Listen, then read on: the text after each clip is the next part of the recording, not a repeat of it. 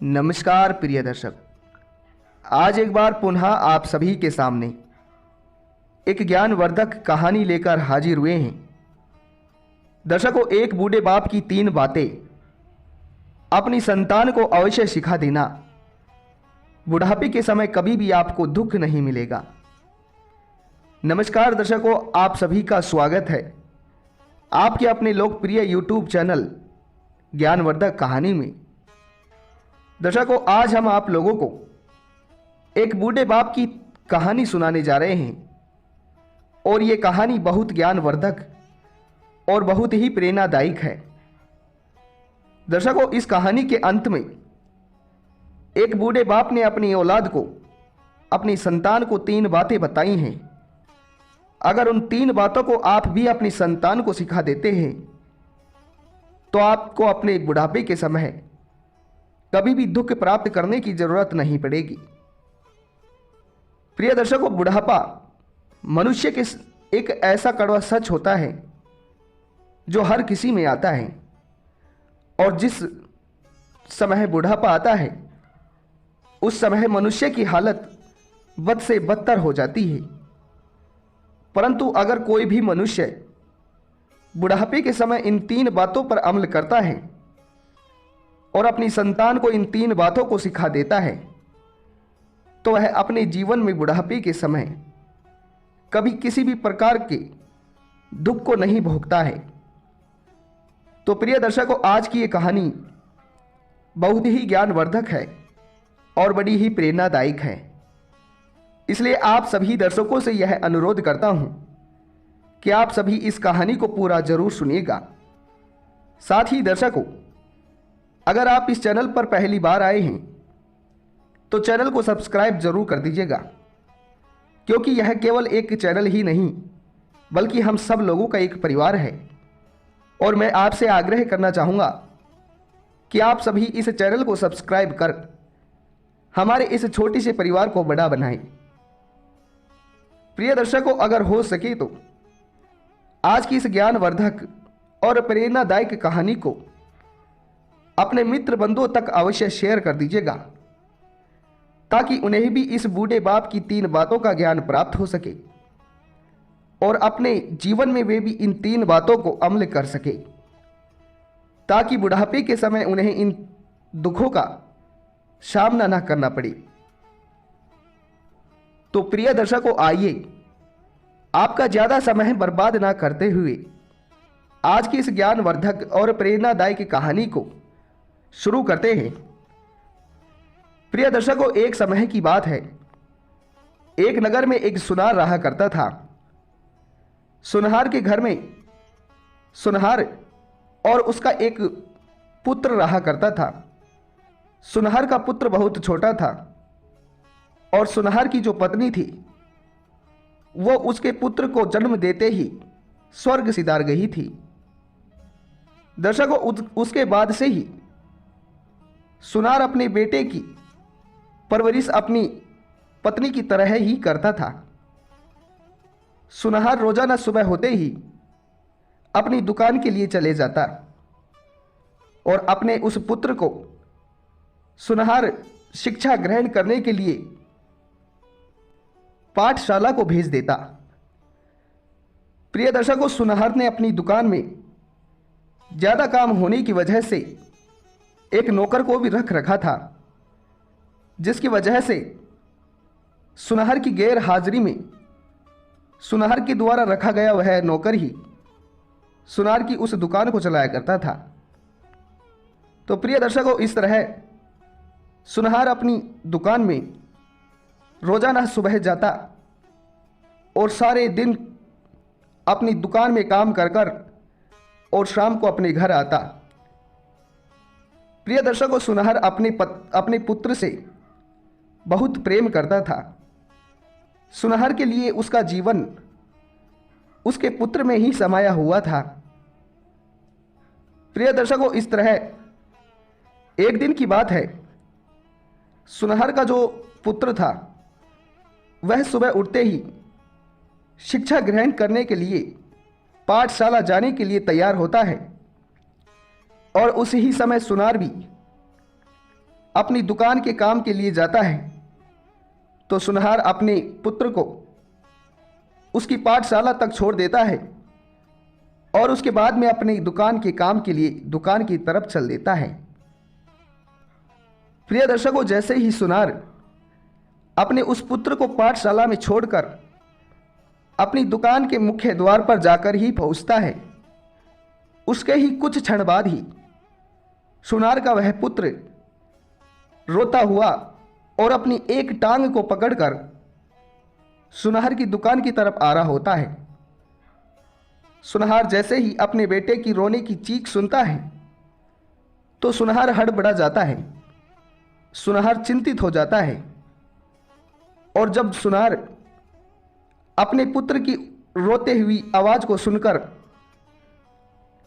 दुकान से बाहर निकलकर देखता है और उसे अपना पुत्र दिखाई देता है तो सुनहर थर थर कांपने लगता है और अपने बेटे की ओर भागता हुआ जाता है और अपने पुत्र से जाकर कुछ भी नहीं पूछता है और अपने पुत्र को उठाकर उस ही नगर के एक अच्छे से राजवेद के यहाँ चले जाता है। सुनहर अपने पुत्र से इतना प्रेम करता था कि उसने किसी की बात का चिंता ना करते हुए अपने पुत्र को अपने हाथों में उठाकर राजवेद के पास लेकर गया। राजवेद के पास जाकर सुनहर राजवेद से बोलता है कि हे राजवेद, मेरे पुत्र को बहुत चोट आई है और मेरे पुत्र का बहुत सारा खून बह रहा है, तो मैं आपसे यह आग्रह करता हूं कि आप जल्द से जल्द मेरे इस पुत्र को स्वस्थ कर दें और इसके पैर में से जो खून बह रहे हैं, जो लहू बह रहे हैं, इनको आप रोक दें। प्रिय दर्शकों, उसके बाद में सुनहर उस राजवेद के कक्ष के बाहर बैठ जाता है और राजवेद सुनहर के उस पुत्र को अंदर ले जाकर उसका इलाज करने लगता है। फिर कुछ समय बाद जब वह राजवेद उस कक्ष से बाहर निकलता है तो सुनहर से कहता है कि सुनहर जी, आपके पुत्र को बहुत गहरी चोट आई है जिसकी वजह से इसका खून नहीं रुक पा रहा है, परंतु आप घबराइए नहीं, मैं जल्द से जल्द कोई ना कोई इलाज अवश्य करूंगा, क्योंकि आज तक हमारे इस दवाखाने से कोई भी मनुष्य ना इलाज नहीं हुआ है, तो मैं भी आपके पुत्र का 100% ही इलाज कर दूंगा। प्रिय दर्शकों, उसके बाद में सुनहर उस राजवेद से कहता है कि हे राजवेद जी, आपको अगर धन चाहिए, अगर आपको धन की आवश्यकता हो, धन की जरूरत पड़े, तो आप बिल्कुल भी मत घबराइएगा, आप सीधा आकर मुझसे बोलिएगा। आप चाहोगे उतना धन मैं देने के लिए तैयार हूं और आप चाहो उतनी महंगी से महंगी दवाइयां आप मेरे पुत्र को दे सकते हो, क्योंकि मैं मेरे पुत्र से बहुत प्रेम करता हूं और मेरे हृदय में धन से ज्यादा मेरे पुत्र है। इसलिए मैं आपसे आग्रह करता हूं कि आप मेरे पुत्र को जल्द से जल्द स्वस्थ कर दें। प्रिय दर्शकों, उसके बाद में यह बात सुनकर फिर से राजवेद उस कक्ष के भीतर जाता है और कक्ष के भीतर जाने के पश्चात वह फिर से सुनहर के उस पुत्र का इलाज करने लगता है।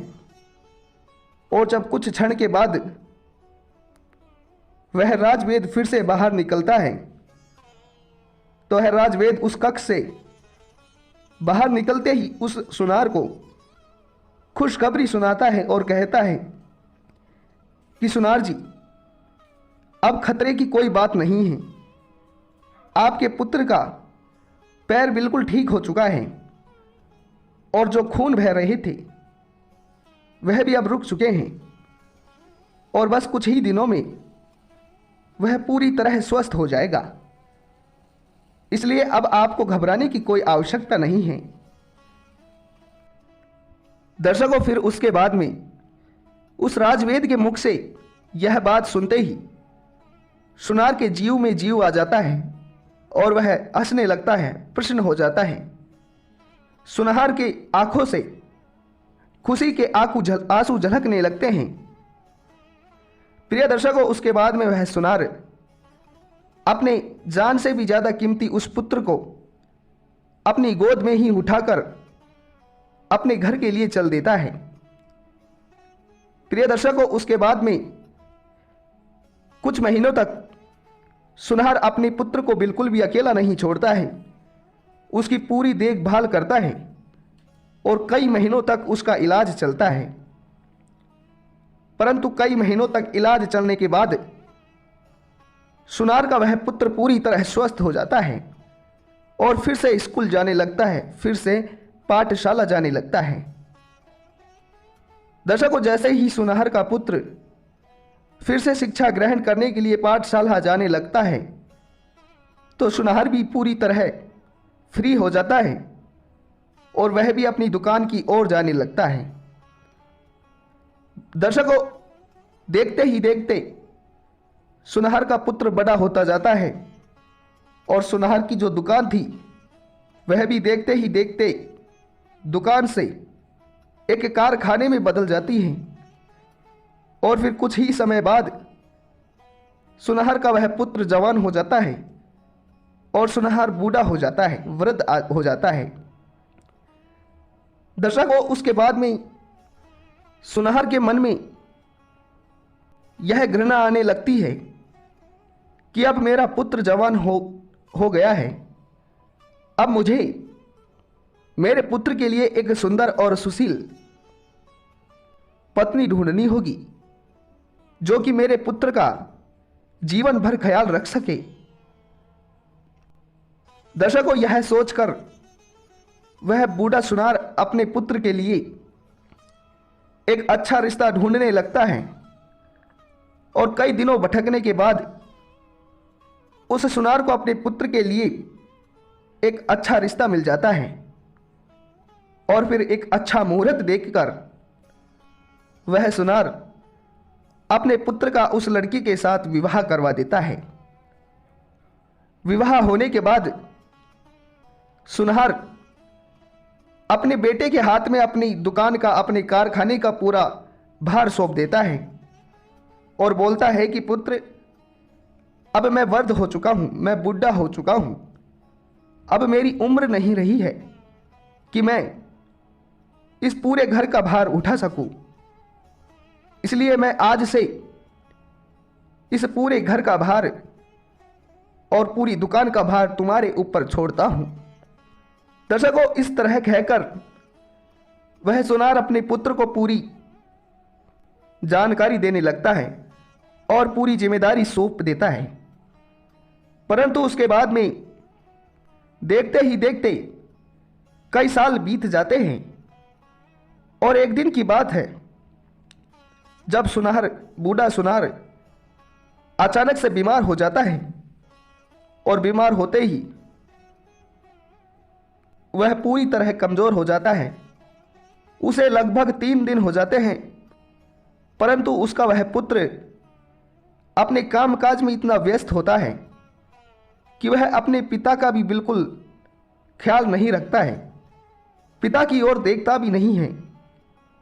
दर्शकों, उसके बाद में एक दिन जब उस सुनार का पुत्र शाम के समय उसके घर आता है तो वह सुनार अपने पुत्र से कहता है कि पुत्र, मेरी तबीयत बहुत खराब है और तुम मुझे एक अच्छे से वैद्य के यहां ले जाकर मेरा इलाज करवाओ। दर्शकों, उसके बाद में सुनार का वह पुत्र अपने पिता सुनार को लेकर उसी वैद्य के पास जाता है जिस वैद्य के पास सुनार बचपन में अपने पुत्र को लेके गया था। दर्शकों, वहां पर जाते ही वह वैद्य उस सुनार को पहचान जाता है और सुनार के उस पुत्र को भी पहचान जाता है और फिर सुनार का इलाज करने लगता है। और फिर कुछ क्षण बाद जैसे ही वह वैद्य उस कक्ष से बाहर निकलता है तो सुनहर का पुत्र उस वेद से कहता है कि वेद जी, आप मुझे बताइए कि आखिर पिताजी की तबीयत कैसी है। तो दर्शकों, उसके बाद में वह वेद सुनहर के उस पुत्र से कहता है कि बेटा, तुम्हारे पिताजी की तबीयत बहुत खराब है, कम से कम इन्हें 3-4 दिन यहीं पर भर्ती करना होगा, उसी के बाद ये फिर से स्वस्थ हो पाएंगे। दर्शकों, जैसे ही यह बात सुनहर के उस पुत्र से वेद कहते हैं तो सुनहर का पुत्र भड़क जाता है कि नहीं, तुम्हें यहां पर मेरे पिताजी को भर्ती करने की कोई आवश्यकता नहीं है, तुम तो केवल कुछ गोलियां दे दो, उसके बाद में ये अपने आप ही स्वस्थ हो जाएंगे। दर्शकों, वह वेद सुनहर के उस पुत्र को खूब समझाता है कि बेटा, कम से कम 4 दिन लगेंगे और 4 दिन बहुत होते हैं। दर्शकों, उसके बाद भी वह वेद बहुत उस सुनहर के पुत्र से आग्रह करता है, लेकिन सुनहर का पुत्र अपने पिताजी के बारे में कहता है कि नहीं, तुम इन्हें अभी के अभी यहां से भेज दो, चाहे ये 4 दिन के बजाय 10 दिन में अच्छे हो जाएंगे, 10 दिन में ठीक हो जाएंगे, परंतु मैं इन्हें यहां पर नहीं रख पाऊंगा, क्योंकि मेरे पास इतना फिजूल पैसा नहीं है जो मैं इनके इलाज में लुटाता रहूं। दर्शकों, जैसे ही सुनहर का वह पुत्र इस बात को कहता है तो वह वेद सुनहर के उस पुत्र की ओर भड़क जाता है और उसे कहने लगता है कि हे मूर्ख, तुम आखिर कैसे पुत्र हो, तुम्हें तो नरक में जाना चाहिए, क्योंकि जिस समय तुम छोटे थे और तुम्हारे पैर में चोट लगी थी तो उस समय तुम्हारे पिताजी मेरे पास ही तुम्हें लाए थे, और जब मैंने उन्हें कहा कि इसके पैर में बहुत चोट आई है और बहुत सारा धन लगेगा, तो तुम्हारे पिताजी ने मुझसे कहा था कि वेद महाराज, तुम धन की चिंता मत करो, केवल मेरे पुत्र को कुछ नहीं होना चाहिए। तुम्हारे पिताजी तो तुमसे बहुत प्रेम करते हैं, परंतु नालायक, तुम तुम्हारे पिताजी से बिल्कुल भी प्रेम नहीं करते हो और तुमने तुम्हारे पिता को और धन को एक तराजू में तोल दिया है। दर्शकों, जैसे ही यह हकीकत वह वेद उस सुनहर के पुत्र को बताता है तो सुनहर का पुत्र वेद के पैरों में गिर जाता है और गिड़गिड़ाने लगता है और फिर खूब पैसा लगाता है और अपने पिता को 4 दिन भर्ती रखने के बाद जब वह सुनहर का पुत्र अपने पिता सुनहर को घर लेकर आता है तो घर आते ही सुनहर का पुत्र अपने पिता सुनहर की खूब सेवा करता है और फिर सुनहर अपने पुत्र से कहता है कि पुत्र, आज मैं तुम्हें 3 सीख देने वाला हूं, तुम्हें 3 बातें बताने वाला हूं। अगर इन 3 बातों पर तुम अमल कर लेते हो तो फिर जीवन में कभी तुम्हें बुढ़ापे के समय दुख नहीं झेलना पड़ेगा, कभी भी बुढ़ापे के समय तुम दुखी नहीं रहोगे। दर्शकों, फिर इसी प्रकार वह सुनार अपने पुत्र को पहली बात बताता है और कहता है कि पुत्र, पहली बात, कभी भी किसी भी पिता को अपने वृद्ध होते ही अपने पुत्र की शादी होने से पहले उसे घर का भार और व्यापार का भार नहीं सौंपना चाहिए, क्योंकि जो पिता अपने पुत्र को उसके विवाह से पहले सारा भार सौंप देता है तो वह पुत्र धन के लालच में खो जाता है, और जिस मनुष्य को धन का लालच होता है वह मनुष्य इंसान को और धन को एक ही तराजू में तोलता है। दर्शकों, इसलिए कभी भी किसी भी पिता को अपने पुत्र का विवाह होने से पहले और अपने वृद्ध होने से पहले अपने पूरे घर का भार और व्यापार का भार अपने पुत्र को नहीं सौंपना चाहिए। दर्शकों, उसके बाद में वह सुनार अपने पुत्र को दूसरी बात बताने लगता है और कहता है कि पुत्र, दूसरी बात यह है कि कभी भी किसी भी पिता को अपने पुत्र को गलत संगति के लोगों में नहीं बैठना देना चाहिए, क्योंकि जो भी पिता अपने पुत्र को गलत बच्चों के साथ बैठाता है तो उसे गलत ही लक्षण प्राप्त होते हैं। अगर आप अपने पुत्र को अच्छे बच्चों के साथ, अच्छी परवरिश वाले बच्चों के साथ बिठाते हो, अच्छे दोस्त बनवाते हो, तो उसे अच्छे ही लक्षण मिलते हैं और उसके दोस्त उसे अच्छे कामों के लिए प्रेरित करते हैं। और जो पिता अपने पुत्र को गलत संगति वाले दोस्तों के साथ बिठवाता है, भेजता है, तो वह पुत्र सच्चाई के रास्ते को छोड़कर बुराई के रास्ते पर चलने लगता है। इसलिए कभी भी गलत संगति वाले लोगों के साथ अपने पुत्र को नहीं छोड़ना चाहिए। दर्शकों, उसके बाद में वह पिता अपने पुत्र को तीसरी बात बताने लगता है और कहता है कि पुत्र, तीसरी बात यह है कि कभी भी किसी भी मनुष्य को इन 3 लोगों का साथ नहीं छोड़ना चाहिए। पहला अपने बाप का, दूसरा अपनी माँ का और तीसरा अपनी धर्म पत्नी का। ये 3 लोग ऐसे होते हैं जो हमारे जन्म और मरण तक हमारे साथ होते हैं।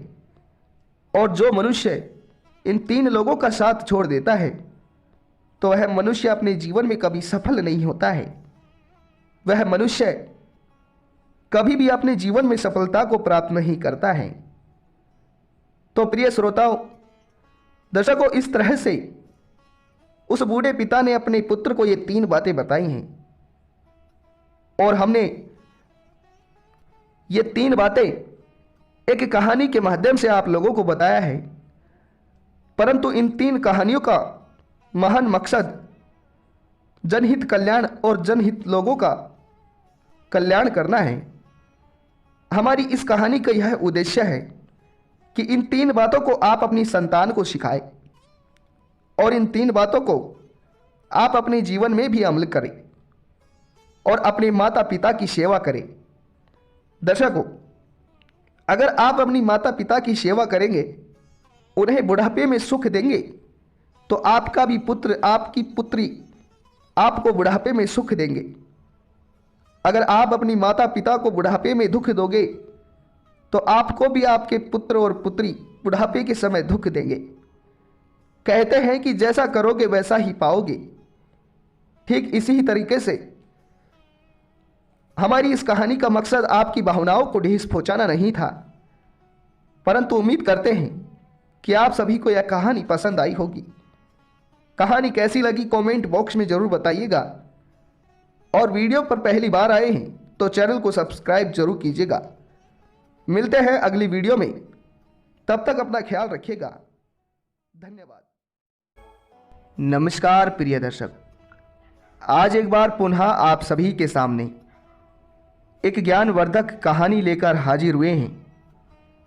दर्शकों, एक बूढ़े बाप की 3 बातें अपनी संतान को अवश्य सिखा देना।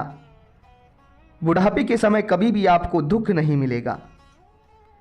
नमस्कार दर्शकों, आप सभी का स्वागत है आपके अपने लोकप्रिय यूट्यूब चैनल ज्ञानवर्धक कहानी में।